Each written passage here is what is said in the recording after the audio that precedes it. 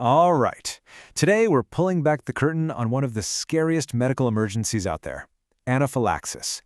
We're going to walk through the exact step-by-step protocol that first responders use to bring calm to a really chaotic situation.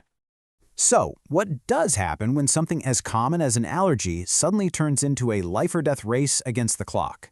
It's a scary thought, right? Well, in those moments, there's absolutely no room for guessing. First responders have a clear, proven plan, and we're about to walk through it together. So to really get what's happening, you have to understand this one key idea. Anaphylaxis isn't some foreign invader attacking the body. No, it's the body's own security system going completely haywire. It sees something harmless, like a peanut protein, and mistakes it for a massive threat. Then it launches this all-out, self-destructive counterattack. It's basically a catastrophic case of friendly fire. Okay, so the first thing any responder has to do is figure out exactly what they're dealing with. Is this just a simple rash, or is it a full-blown, body-wide crisis? That's question number one. And really, it all boils down to this one critical difference. On one hand, you've got a localized reaction. Think hives or a rash. The medical term is urticaria. Yeah, it's itchy, it's annoying, but it's contained to one area. But on the other hand, you have anaphylaxis, and that is a systemic, multi-system reaction. The key word there is systemic. This means the problem has escaped the skin and is now waging war on the entire body. So what does multi-system look like in a real person? Well, we are way past a simple skin rash here. We're talking about someone who literally can't breathe.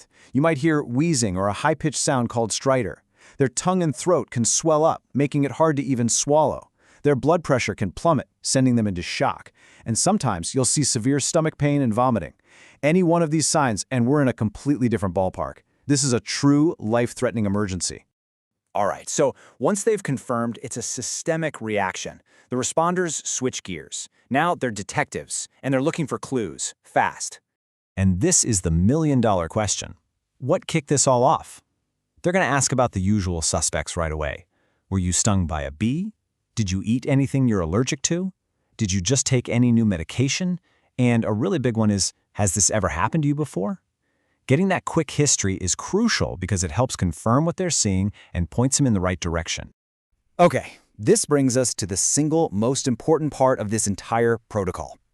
With anaphylaxis confirmed, there is one step, one action that has to happen above all else, immediately. And that action is administering epinephrine, period. Not an antihistamine, not a steroid. Epinephrine is the first-line life-saving drug. Why?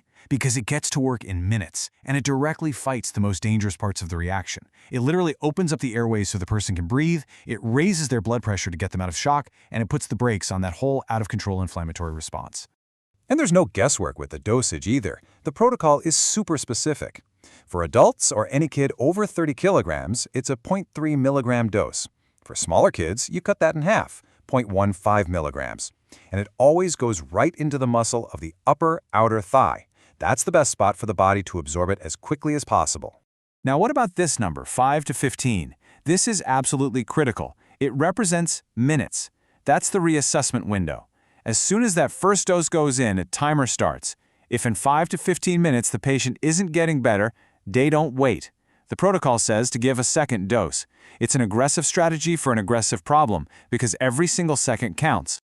So once the epinephrine is on board and doing its heavy lifting, the team brings in the supporting cast. These are other treatments designed to tackle the secondary symptoms and get the patient stable enough for the ride to the hospital. For example, if the patient is still wheezing after the epi, the next tool out of the bag is albuterol. You might know this as a common asthma medication. It's a breathing treatment that goes right into the lungs to open up those constricted airways. It's like a targeted strike, specifically for the respiratory system. Okay, next up, shock. Anaphylaxis can cause a patient's blood pressure to drop dangerously low. That's what we call hypotension, or shock. To fight this, paramedics will start an IV and pump in fluids. By increasing the amount of fluid in the circulatory system, they can bring that blood pressure back up and make sure the brain and vital organs keep getting the oxygen they need. Now this is a big one. A lot of people reach for an antihistamine like diphenhydramine, which you probably know as Benadryl, as their go-to for allergies. And it's great for things like hives and itching, but, and this is so important, In a true anaphylactic reaction, it is only a secondary player. It will not fix the life-threatening problems. It won't open your airway, and it won't raise your blood pressure. That is a job only epinephrine can do. And finally, there's one last medication that's all about playing the long game. They'll give a steroid, like methylprednisolone. Now, this stuff works slowly, so it's not for the immediate crisis. Its job is to prevent something called a biphasic reaction. That's basically a nasty second wave of symptoms that can pop up hours later, right when you think you're in the clear. So this steroid is like an insurance policy against a relapse. So, let's zoom out for a second. We've seen all the pieces. Why does having a rigid protocol like this matter so much in the middle of a chaotic emergency? Well, what it does is it creates a crystal clear, logical path to saving a life. It's simple, really. Step 1. Recognize that this isn't just skin deep, it's systemic. Step 2. Hit it hard and fast with the #1 priority, epinephrine. Step 3. Bring in that supporting cast to manage breathing and circulation. And Step 4. Think ahead and prevent that dangerous second wave. It's a powerful, proven blueprint that turns chaos into order. So seeing this protocol laid out is pretty fascinating, right?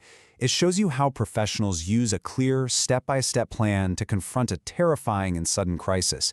But it also leaves us with a pretty important question. Medical teams have their protocol to be ready, but what about you? Just knowing these signs and understanding why epinephrine is so absolutely critical, well, that knowledge could one day make all the difference in the world.